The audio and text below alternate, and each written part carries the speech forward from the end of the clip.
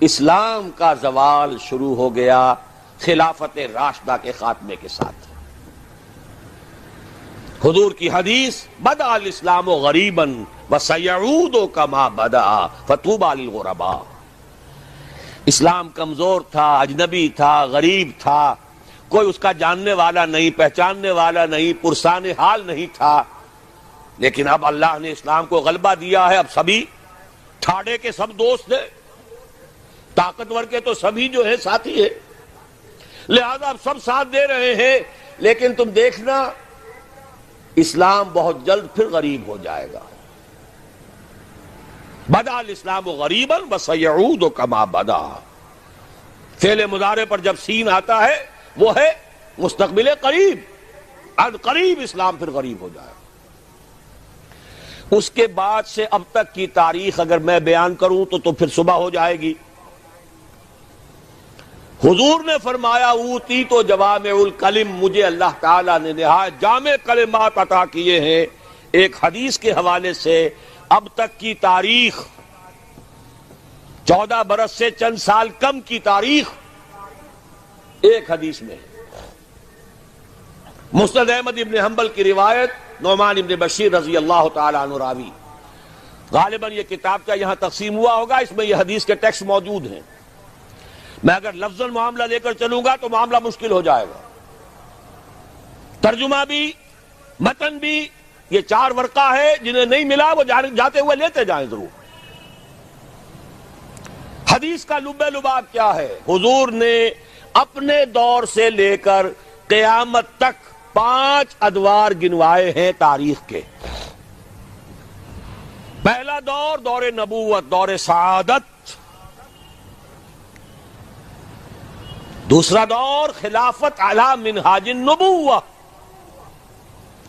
نبوت کے نقش قدم پر، نبوت کے طریق پر خلافت۔ کیا مطلب؟ خلافت راشدہ میں وہ نظام جو کا تو قائم رہا جو محمد عربی صلی اللہ علیہ وسلم نے قائم فرمایا تھا۔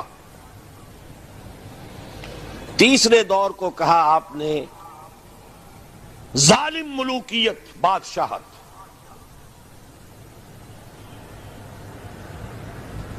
بادشاہت کا ایک اعتبار سے تو آغاز حضرت معاویہ سے بھی ہو گیا رضی اللہ تعالی عنہ۔ کسری العرب کہا گیا انہیں، عرب کے کسریٰ۔ لیکن معاذ اللہ یہ ظالم کے لفظ کا اطلاق ان پر نہیں ہوگا۔ ان کے 20 سالہ دور خلافت میں نہ کوئی خانہ جنگی، نہ کسی کو قتل کیا گیا، نہ کسی کے پر زیادتی کی گئی، پرامن تھا۔ اگرچہ خلافت راشدہ میں اہل سنت بھی اسے شمار نہیں کرتے۔ اپنی ذات میں تو راشد تھے کہ نہیں، خلیفہ تھے کہ اپنے وہ صحابی تھے کہ نہیں، اور صحابہ اولئک ہم الراشدون۔ لیکن خلافت راشدہ، خیر اہل تشیع کی جو رائے ہے وہ تو خیر علیحدہ ہے، اہل سنت جو ہے وہ بھی خلافت راشدہ میں شمار نہیں کرتے۔ ابو بکر، عمر، عثمان، علی اور آگے 6 مہینے حضرت حسن کے بھی بعض حضرات شامل کرتے ہیں تو ایک حدیث کے مطابق 30 سال کی مدت مکمل ہو جاتی ہے۔ ملوکیت اصولی اعتبار سے حضرت معاویہ کے دور میں شروع ہوئی، لیکن ظالم ملوکیت یزید کے دور سے شروع ہوئی۔ اب جو دور شروع ہوا اس میں کربلا بھی ہے۔ حضرت حسین ابن علی رضی اللہ تعالی عنہما، ان کے ساتھی، ان کے خاندان والے کس طرح شہید کیے گئے۔ اور صرف وہی نہیں ہوئے، عبداللہ ابن زبیر رضی اللہ تعالی عنہما وہ بھی شہید کیے گئے۔ حرم مکہ رنگین ہوا خون سے، ان کی لاش ٹنگی رہی بہت دنوں تک۔ مدینہ بھی نہیں بچا، واقع حرہ میں مدینہ کی حرمت جو ہے اس کو بٹا لگایا گیا۔ یہ دور ملوکیت کے سیاہ کارنامے، حجاج کے ہاتھوں سینکڑوں تابعین شہید ہوئے۔ مسلمانوں کا دور تو ابھی عروج کی طرف جا رہا ہے، اسلام کا دور غربت شروع ہو چکا ہے۔ اسلام اور مسلمانوں کو علیحدہ علیحدہ شے سمجھیے، ساتھ نہیں۔ پہلے 30 برس بھی ساتھ تھے، بلکہ حضور کے 23 برس بھی شامل کر لیجئے، پہلی نصف صدی جو ہے وہ ساتھ ساتھ ہے، دین کا بھی عروج ہو رہا ہے، ساتھ ہی امت مسلمہ کا عروج بھی ہے۔ اس کے بعد امت مسلمہ تو چڑھتی جا رہی ہے اور دین گرنا شروع ہو گیا۔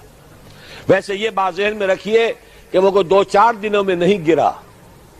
کھنڈر بتا رہے ہیں عمارت عظیم تھی، یہ 6 منزلہ عمارت، شاہ اسماعیل شہید نے اس اصطلاح کو استعمال کیا ہے۔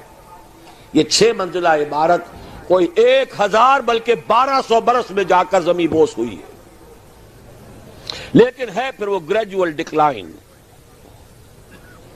تو تیسرا دور حضور نے فرمایا ظالم ملوکیت، چوتھا دور فرمایا غلامی والی ملوکیت، ملکن جبرین۔ پہلے تو 1000 برس تک بادشاہ مسلمان تو تھے، چاہے ان میں بدماش بھی تھے، عیاش بھی تھے، ظالم بھی تھے، اچھے بھی تھے، نیک بھی تھے، آخر انہیں میں صلاح الدین ایوبی بھی تھے، انہیں میں نور الدین زنگی بھی تھے، انہیں میں اورنگزیب بھی تھے، انہیں میں التتمش بھی تھے، اچھے بھی تھے، اس میں کوئی شک نہیں، لیکن تھے بادشاہ، خلیفہ تو نہیں تھے۔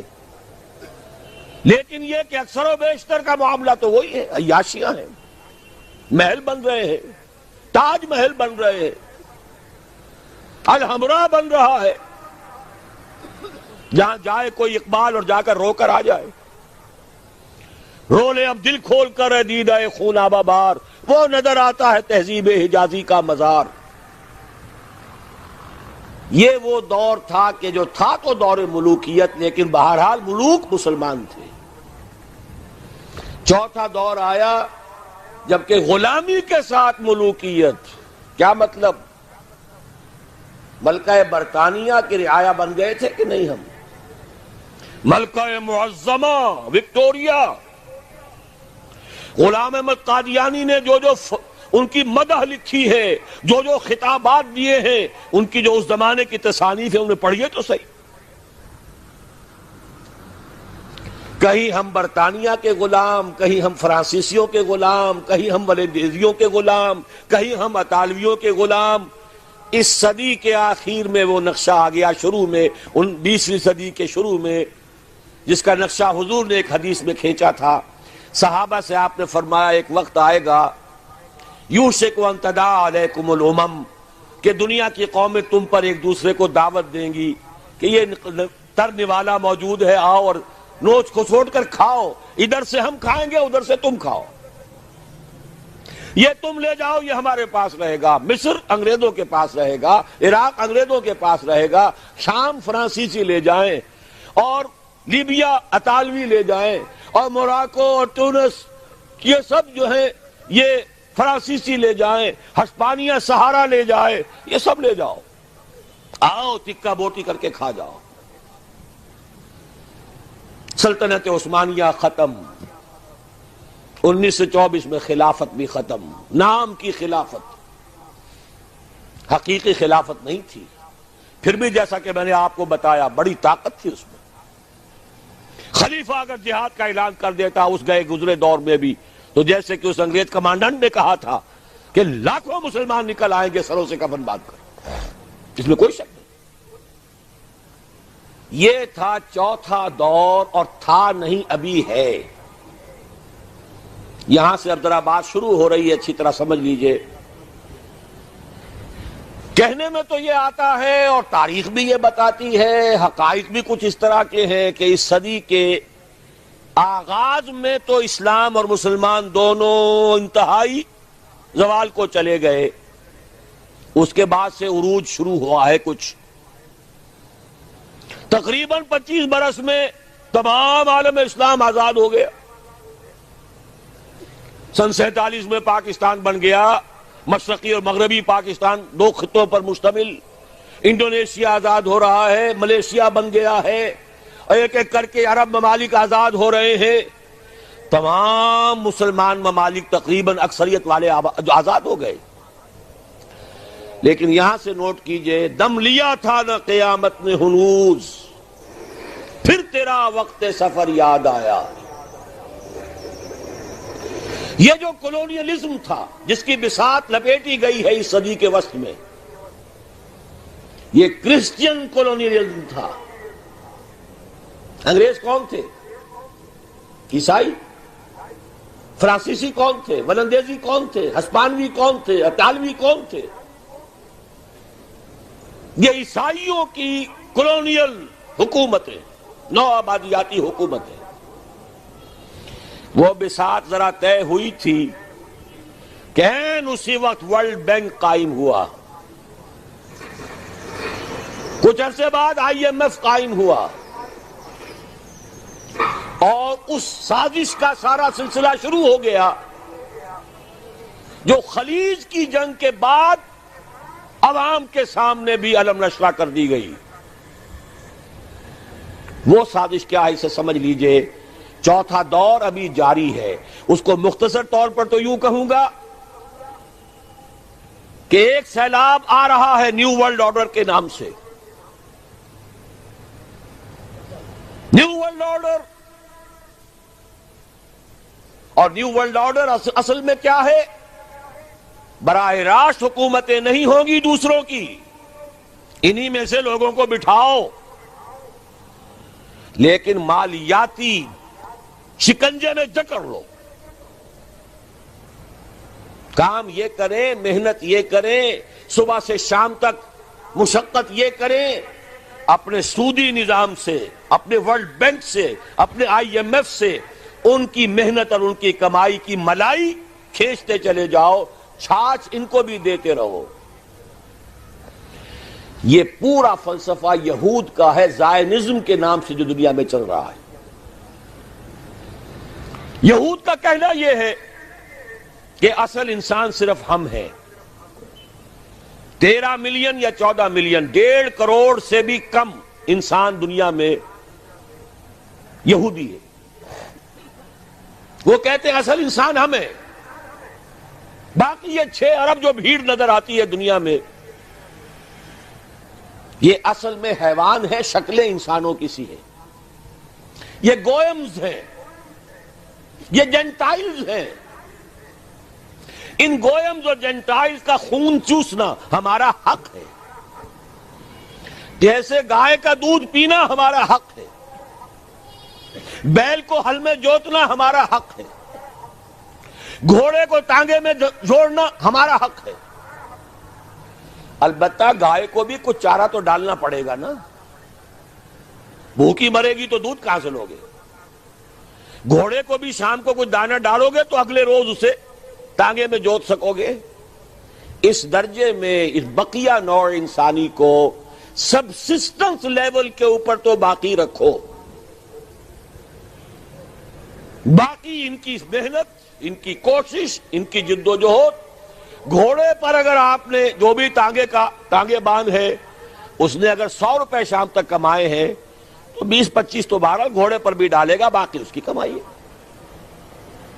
سبسسٹنس لیول ان کو دو تاکہ یہ کل بھی کام کرنے کے قابل ہو، لیکن سارا سودی نظام کے ذریعے سے ان کا خون ہم کشید کرتے چلے جائیں۔ یہ نیا مالیاتی عالمی استعمار ہے۔ وہ استعمار اور تھا، وہ کولونیل رول۔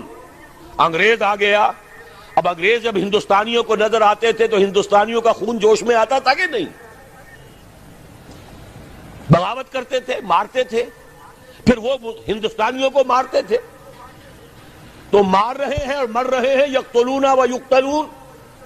حاصل کیا ہے؟ ہمیں آم کھانے سے غرض ہے، پیڑ گننے سے کیا فائدہ؟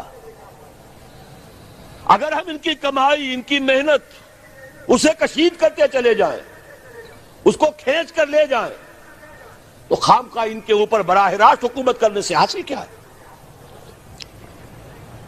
یہ ہے چوتھا دور جس کی نئی شکل صرف بدل گئی ہے۔ پورے عالم اسلام میں حکومت میں وہی لوگ بیٹھے ہیں، عدل بدل وہ کرواتے رہتے ہیں۔ ایک زیادہ بدنام ہو گیا یا ہو گئی، چلو